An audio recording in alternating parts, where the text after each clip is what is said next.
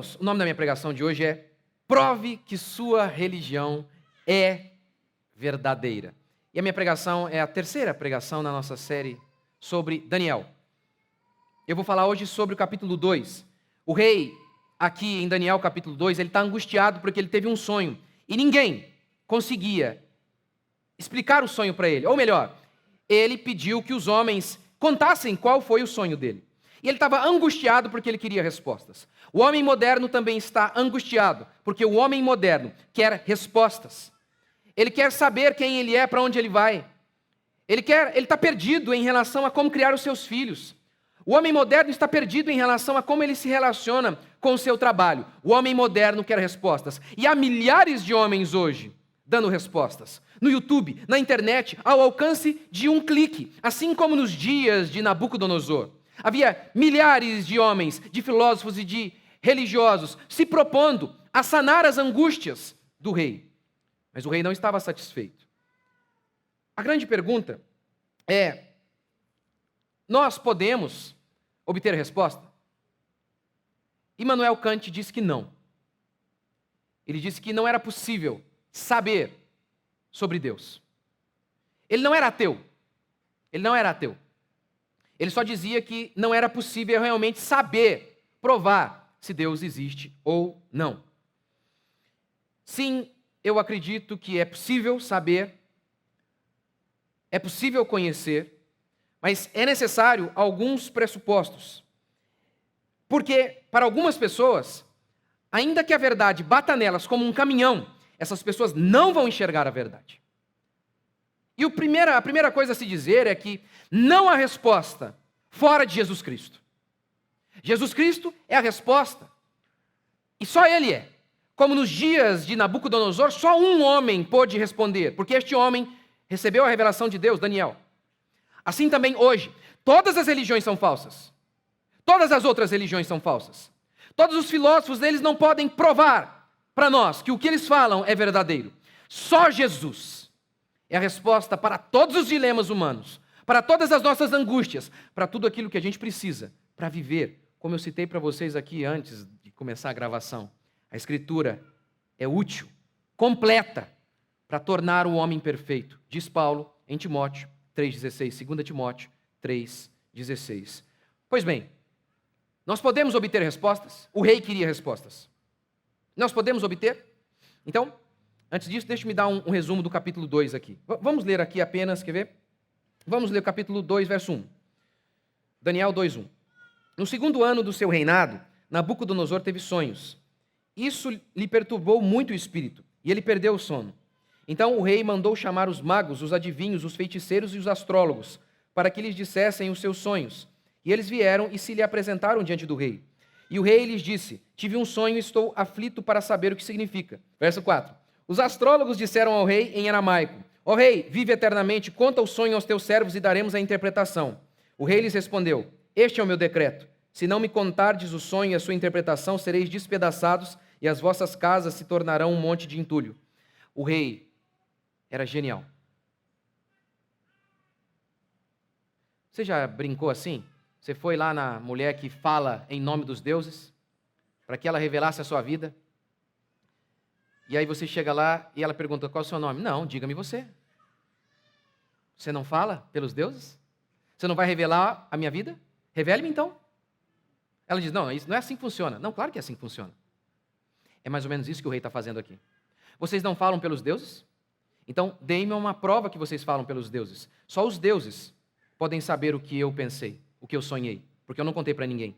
Então, contem-me o meu sonho e também me deem a interpretação. Isso aqui é a base para você não ser enganado. Dê-me uma prova. Eu não vou simplesmente acreditar. Porque se ele conta o sonho, eles podiam dar qualquer tipo de interpretação e ele não podia ter certeza absoluta de que aquilo que eles falavam era a interpretação correta. Ele queria uma prova. Veja, verso 6. Mas, se me revelardes o sonho e a sua interpretação, recebereis de mim presentes, recompensas e grande honra. Portanto, dizei-me o sonho e a sua interpretação. Mas eles responderam pela segunda vez: conte o rei o sonho aos seus servos e daremos a interpretação. O rei respondeu: sei muito bem que quereis ganhar tempo porque sabeis o que decretei. Se não me contardes o sonho, recebereis a mesma sentença, pois preparastes palavras mentirosas e más para dizer na minha presença, até que as coisas mudem. Portanto, contai-me o sonho para que eu saiba que sois capazes. Como que você sabe algo? Lembra que eu falei? Para que eu saiba, eu preciso ter certeza de que vocês estão falando a verdade. Eu preciso ter certeza. E aí, o texto bíblico diz que que os astrólogos, os feiticeiros da época, eles começaram a enrolar o rei. E o rei então passou o decreto: todos vocês vão morrer. Daniel estava no meio desses que eram considerados os sábios. Daniel não era um astrólogo, mas ele era um homem sábio, estava no pacote ali. Daniel então intervém e diz: ei, eu posso revelar o sonho do rei. Daniel então conta o sonho para o rei, sem que o rei houvesse contado a ele. O sonho foi: o rei Nabucodonosor viu uma estátua, cabeça de ouro, peito de prata, cintura de bronze, pernas de ferro e de barro. Daniel também viu que uma pedra que foi cortada sem o auxílio de mãos. E essa pedra despedaçou a estátua. O sonho também dizia que no reinado, durante o quarto império, e essa já era a interpretação, né? Já estou dando a interpretação. Daniel deu a interpretação, e a interpretação foi: cada uma dessas partes da estátua representavam governos. O primeiro, de ouro, o mais glorioso de todos, de Nabucodonosor, o mais unificado, o de Nabucodonosor. O segundo, Medo-Persa. O terceiro, de Alexandre o Grande. O quarto, o Império Romano. E aí, Daniel viu que durante o quarto reinado do Império Romano, surgiria um reino que não seria destruído por ninguém, queria durar para sempre. O significado também da pedra, que destruiu todos os reinos, sem o auxílio de mãos, é para mostrar que Deus governa e foi Deus, sem auxílio de mãos, ou seja, não foi o homem que destruiu todos aqueles governos. O Medo-Persa destruiu os babilônicos, mas foi Deus quem fez aquilo, sem auxílio de mãos. Esse é o significado. E por isso, diz o texto bíblico, que o rei Nabucodonosor se ajoelhou diante de Daniel, não como se estivesse se humilhando diante do Daniel, mas diante de Deus, que Daniel representava a Deus ali. E Daniel, que num momento, estava para ser morto, agora foi alçado à posição mais alta da Babilônia. Essa é a história. E eu comecei falando se nós podemos obter respostas, como nós podemos saber. Hoje há uma miríade de gente na internet falando cada coisa, um fala A, outro fala B. Como podemos saber a verdade? Como podemos aferir conhecimento? Como podemos ter certeza de que as pessoas não estão nos enganando? Como obter respostas? Para que possamos obter resposta, é necessário algumas atitudes corretas em você. Como disse no começo, se não houver algumas atitudes corretas em você, ainda que a verdade bata em você como um caminhão, você não vai entender e você não vai captar. Se você está nos visitando, alguém te trouxe obrigado para cá hoje, você já saiu de casa dizendo todo pastor é ladrão, ainda que os meus argumentos sejam irrefutáveis, e você está procurando um erro em mim, você não vai obter a verdade. Os fariseus ouviram argumentos irrefutáveis de Jesus. Nem assim eles conseguiram ouvir. Lembra da fábula de Esopo, que eu sempre conto? O lobo estava lá em cima, na montanha, e ele viu lá embaixo o cordeirinho bebendo água. O lobo desceu, louco para abocanhar o cordeiro, e disse: eu vou comer você porque você está sujando a água que eu bebo. O cordeiro retruca: como? Se a água que eu bebo desce de você, você está em cima. Irrefutável o argumento ou não? Irrefutável. Mas pessoas que têm paixões não se satisfazem com argumentos irrefutáveis. O lobo continua: eu vou comer você porque há um ano, você falou mal de mim. O cordeiro retruca: eu nasci há 6 meses, eu nem existia há 1 ano. Argumento irrefutável ou não? Irrefutável. Irrefutável. O lobo se satisfaz? Não. Pessoas que não estão preocupadas com a verdade não se satisfazem com argumentos irrefutáveis. Pessoas que têm paixões e que querem colocar essas paixões para fora não se satisfazem com argumentos irrefutáveis. O lobo então começa a inventar desculpas. O seu pai, sei lá quem, alguém falou mal de mim. Você quer realmente ouvir a verdade? E se essa verdade implicar numa mudança radical na sua vida? É necessário um espírito correto para ouvir a verdade. E esse é o meu primeiro princípio. Quem não quer apenas alívio, essa é a pessoa que vai ouvir a verdade. Aquela que não quer apenas alívio. O rei está angustiado, ele quer alívio. Mas ele não quer apenas alívio. Ele não quer qualquer tipo de alívio. Ele busca a verdade. Ele quer um alívio que proceda da verdade. E ele percebeu que aqueles homens estavam mentindo. Mas, infelizmente, não é isso que acontece com as pessoas. Exatamente agora, milhões de pessoas estão indo para os cultos e não estão nem aí para a verdade. Elas querem apenas um alívio para aguentar mais uma semana. São exatamente como as pessoas dos dias do profeta Isaías. O povo disse para o profeta: não tenhais visões, e aos profetas: não profetizeis para nós o que é reto. Dizei-nos palavras aprazíveis, profetizai-nos ilusões. É exatamente assim que muitas pessoas se posicionam quando elas saem de suas casas para participar de um culto. Elas querem se sentir bem. É exatamente assim que as pessoas fazem a definição de uma boa igreja. Eu me sinto bem ali. Você pode se sentir bem apenas ouvindo mentiras. E tendo um voo de galinha, muito animado, mas é um voo de galinha. Ora, lembra do Jim Jones? Lembra dele? Eu vou citar para você aqui os feitos da igreja dele. Era um modelo de igreja. Fornecia bolsa de estudos, atendimento médico em domicílio, programa de reabilitação para drogados, tinha asilos, assistência jurídica grátis, piscina aquecida e cavalo para criança, centro comunitário. O pastor falava de Deus e afirmava curar e expulsar demônios. Deputados e autoridades disseram: ele é uma inspiração para todos nós. Pessoas importantes, personalidades disseram: ele sabe transmitir esperança. Pergunte-me, pastor, onde está hoje essa igreja maravilhosa? Morta, literalmente. Jim Jones levou sua comunidade a um suicídio coletivo. Verdade. O alvo da existência não é ganhar dinheiro. O alvo da existência não é ser bem-sucedido aos olhos dos homens. O alvo da existência é conhecer a verdade, que tem nome, é Jesus Cristo de Nazaré. Ainda que, de início, essa verdade traga mais tormento ainda, porque é isso que vai acontecer com vocês aqui várias vezes. Ao ouvirem a verdade, ela irá chocar vocês e implicará em mudanças radicais, que ao invés de aliviar seus tormentos de início, trarão mais tormentos ainda, mas é só de início. Porque se a verdade traz tormento de início, ela traz paz perene. A mentira traz paz momentânea e angústia constante. Não é possível existir. Ser livre sem verdade, não foi isso que Jesus disse? Portanto, não basta querer apenas alívio. É necessário realmente sair de casa dizendo: eu quero ouvir a verdade. Se o pastor me convencer de maneira lógica e racional, me provar na Escritura, eu vou fazer. Não porque ele disse. Não por conta da autoridade de um homem. Não. Se ele me provar, porque não foi isso que Nabucodonosor pediu, eu quero que vocês me deem uma prova do que vocês estão falando. Convençam-me. Não adianta vir aqui dando carteirada. Nós somos magos. Nós falamos pelos deuses. Eu sou o Papa. Eu sou o doutor PhD. Não. Convença-me. Convença-me.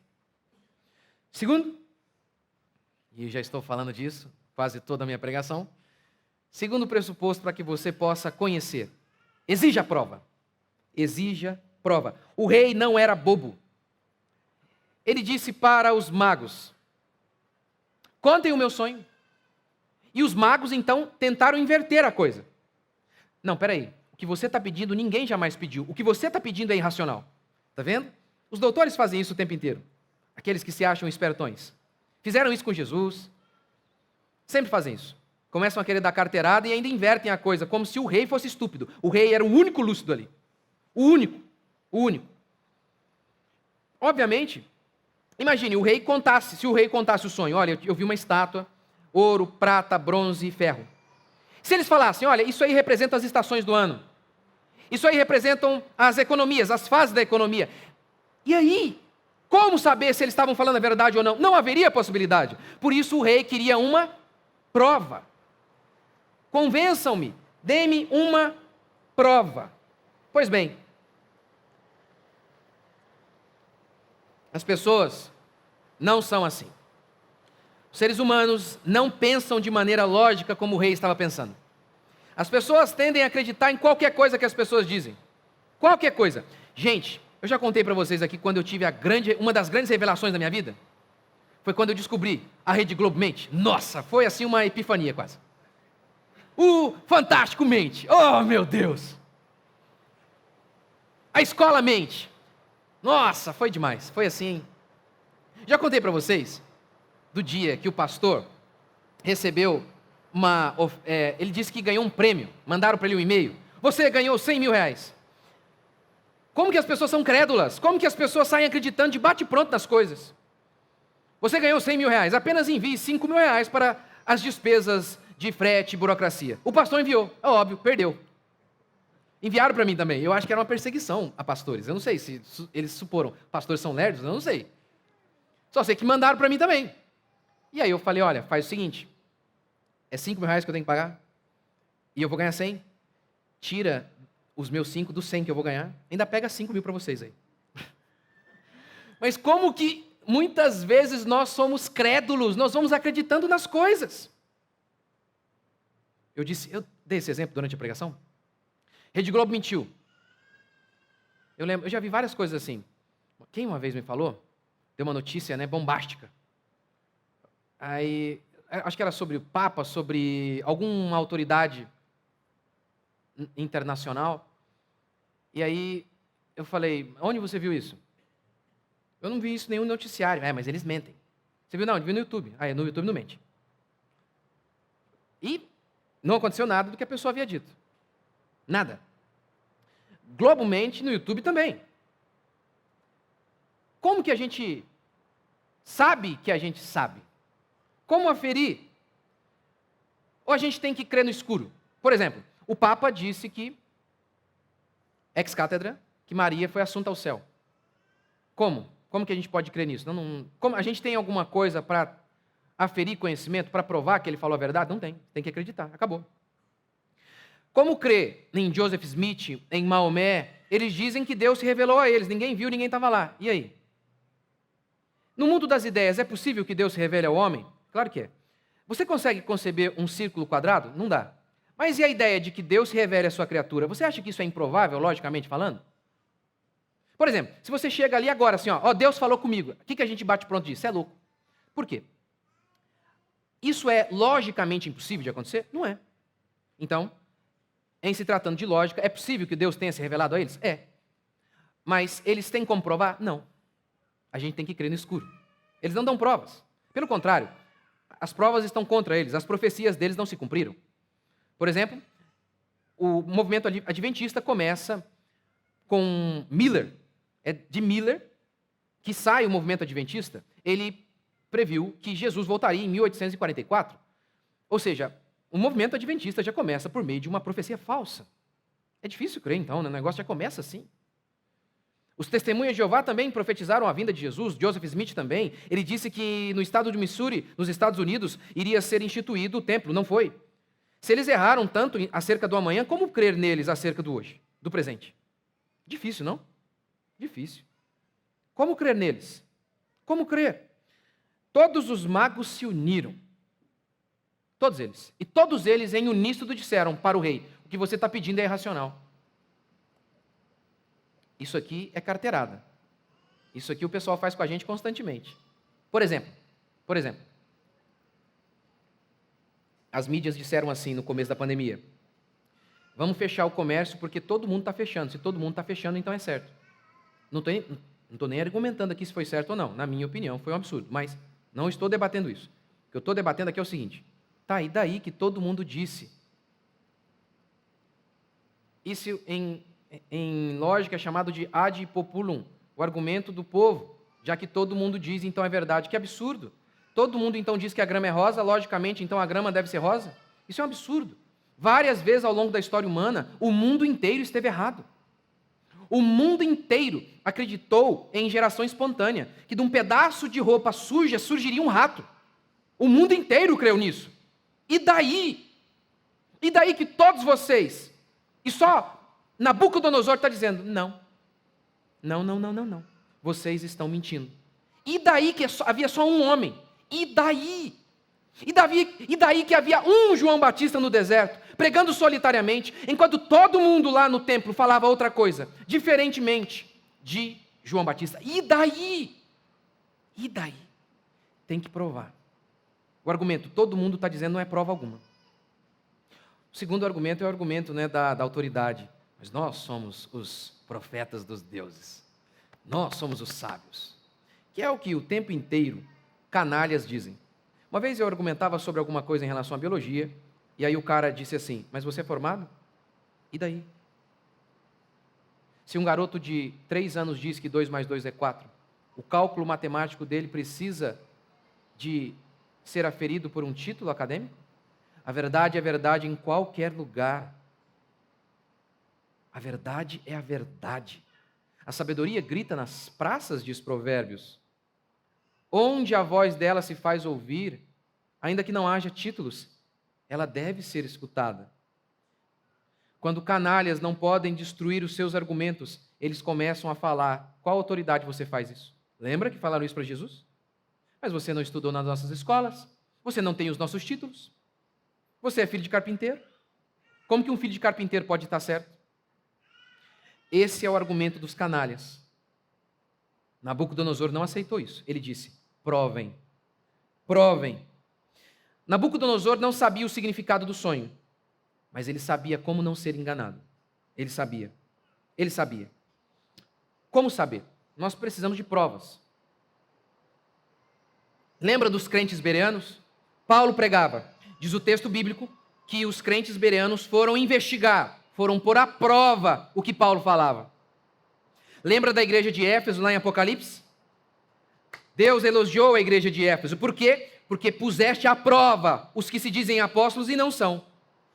Entretanto, pastores ungidos dizem que nós não podemos prová-los, né? Não sei se ele irmão está aqui, ele quer me provar que a terra é plana. Ele traz aqui um... Eu não falo, não, você... Quem é você, rapaz? Você não é pastor? Não. Isso não cola. Se eu quiser refutá-lo, que refute com argumentos. Não com carteirada. Que eu prove. Dê argumentos lógicos para provar o que eu creio. Nabucodonosor era um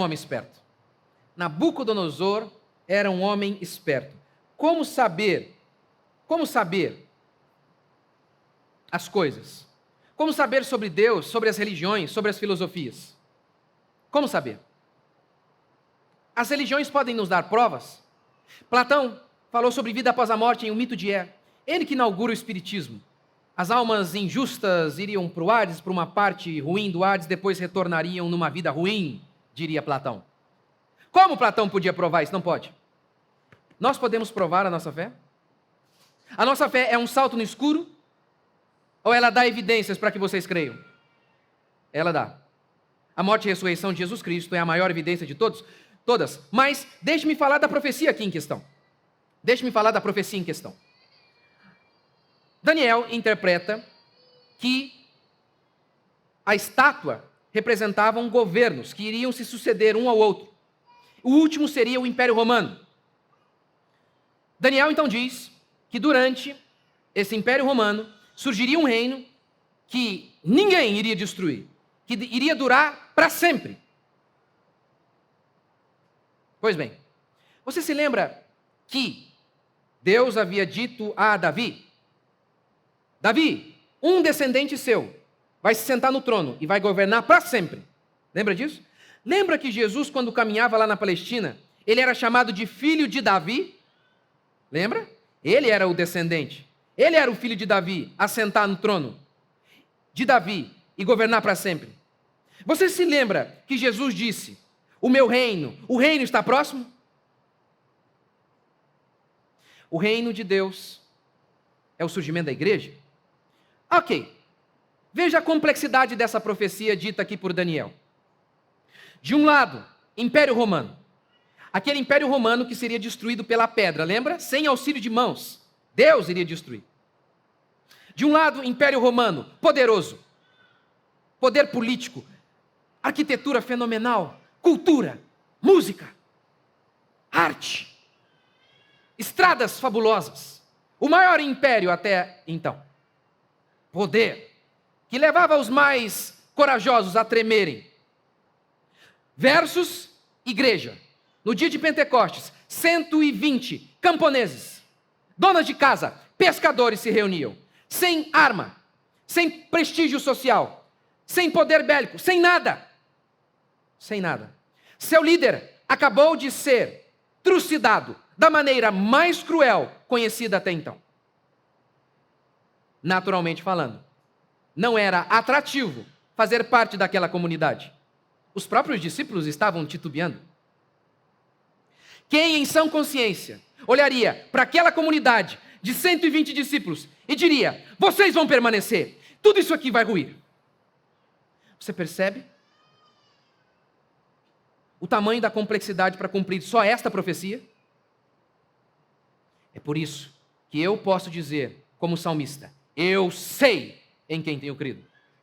Eu sei. A minha fé não é um salto no escuro. Deus nos deu sinais, provas, maravilhas e milagres, para que pudéssemos dizer, da maneira mais racional e lúcida possível: o meu Deus morreu sobre Pôncio Pilatos, mas ao terceiro dia ressuscitou e está sentado à destra do Pai. Quantos creem?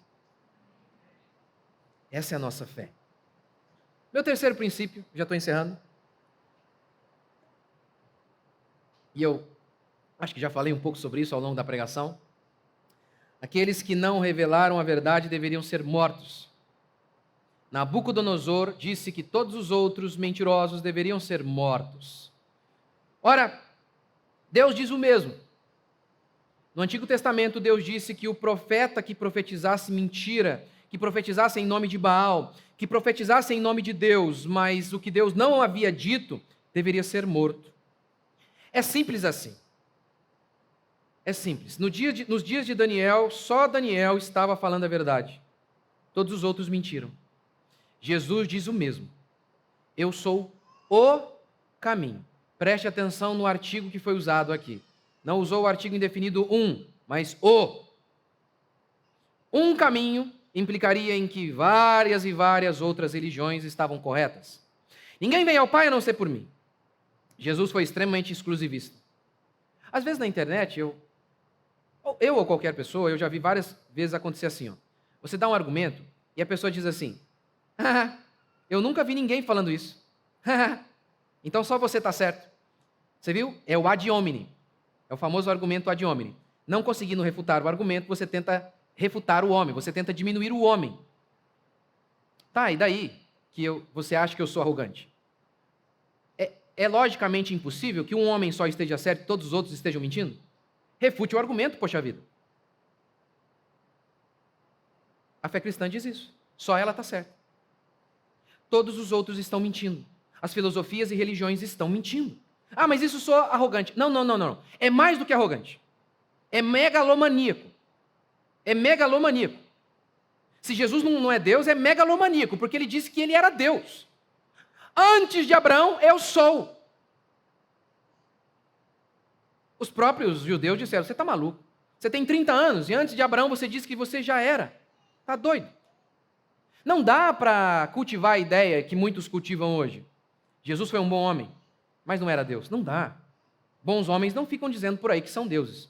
Nem os fundadores das grandes religiões se atreveram a falar um negócio desse, gente. Até mendigo tem... Mendigo, o cara doido na rua ali. Ele até diz: eu sou Alexandre o Grande, mas Deus é difícil. É difícil. E as pessoas que dizem isso geralmente estão em hospícios. Nenhum grande líder de religião disse isso. Jesus disse: eu sou Deus. Eu sou o pão que desceu do céu. Que dizem que eu sou? Perguntaram os discípulos. Jesus perguntou para os discípulos. Um profeta? Eles eram meio platonistas. Ressurgiu aí um espírito de João Batista aí e tal.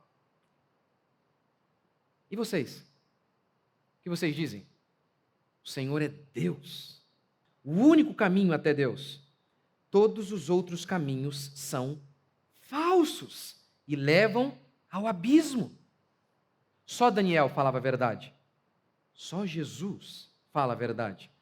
Todas as religiões estão mentindo. João 3,16. Por isso, quem crê no Filho tem a vida eterna. Aquele que, todavia, se mantém rebelde contra o Filho, não verá a vida, mas sobre ele permanece a ira de Deus. Eu sei, você quer ser mais sociável, não? É mais sociável dizer: não, que isso. Eu sou protestante, você é católico, mas é tudo certo. Você é espírita, está tudo certo. Eu sei. Você vai ter mais amigos assim. Minta então, se você quer ter mais amigos. Queridos, Jesus, e só Ele, pode levar o homem até Deus. Maria não pode. Os caminhos propostos pelos filósofos não podem. Só Ele salva. Assim como só Daniel tinha a verdade, porque Deus revelou a ele. Só Jesus, só Ele tem a verdade, porque Ele foi enviado por Deus Pai. Por fim, a crise não é o fim, mas a oportunidade da manifestação da glória de Deus. No minuto, todo mundo ia morrer, inclusive Daniel. No segundo seguinte, Daniel é alçado à maior posição de glória e de poder na Babilônia, o maior império, a maior potência da época. Como que isso acontece constantemente? Deus pega uma cena que parecia... Né? Tem uma música, né? Aquilo que parecia... Como é que é? Impossível. Aquilo que parecia não ter saída. Eu adoro a música, eu não gosto muito da melodia, não. Pô, mas a letra é fantástica. Aquilo que parecia ser minha morte, mas Jesus mudou minha sorte. É isso. É exatamente isso. É exatamente isso. Quantas vezes, circunstâncias que nós olhamos e dizemos, não tem mais jeito. É o nosso fim. É Deus preparando aquilo, pegando aquilo e revertendo para a glória dele. De alguma maneira. Como fez aqui. Isso se aplica na sua vida em todos os sentidos. Em todos os sentidos. Eu não sei como você vai terminar os seus dias. Rico em ditosa velhice como Davi, ou pobre com a cabeça arrancada como Paulo. Mas eu sei que não importa o que aconteça, Deus vai usar as crises e as dificuldades para o louvor da glória dele. E no final, não importa como você termine os seus dias, se você é um cristão, você vai terminar assim: combati o bom combate, guardei a fé, completei a carreira. Deus usa nossas crises para a glória dele, como usou na época de Daniel. Parecia que Israel seria destruído e iria desaparecer do mapa. Não sobraria mais ninguém. Os poucos remanescentes estavam para ser destruídos. Mas Deus vira a chave e Deus muda a história. E aquilo que era de desgraça se reverte em glória. É assim que nós devemos enxergar a nossa existência. Todos os nossos momentos de crise e de dificuldade, as nossas angústias, de alguma maneira sobrenatural, serão usados para a glória do nosso Deus. Quinto e último princípio que eu não tinha colocado aqui: Deus controla a história. Deus controla a história. Deus controla a história. Todos esses reinos aqui, poderosíssimos e elencados aí nos livros de história, Daniel está dizendo, Deus controlou todos eles. O Senhor controlou. Foi Deus que destruiu, diz o texto. Uma pedra cortada sem auxílio de mãos destruiu os governos. Não, não foi o Medo Persa. Foi Deus usando o império Medo Persa. Própria Babilônia, lembra Jeremias? Jeremias dizendo que a Babilônia foi enviada por Deus. Deus chama Nabucodonosor de meu servo. Gente, o coração dos reis está nas mãos de Deus e Deus inclina para onde Deus quer. Irmãos queridos, se a história desses poderosos estava aqui, ó, nas mãos de Deus, vocês acham mesmo que a história de vocês vai fugir do controle do Senhor? Se Deus era soberano sobre aquela história, você acha mesmo que Ele não é soberano sobre a minha e sobre a sua? Se aqueles homens que se consideravam poderosos estavam aqui nas mãos de Deus, você acha mesmo que Deus não pode cuidar de mim e de você e nos levar a bom termo em nossa jornada, em segurança, para que não caiamos antes da hora? Você acha mesmo?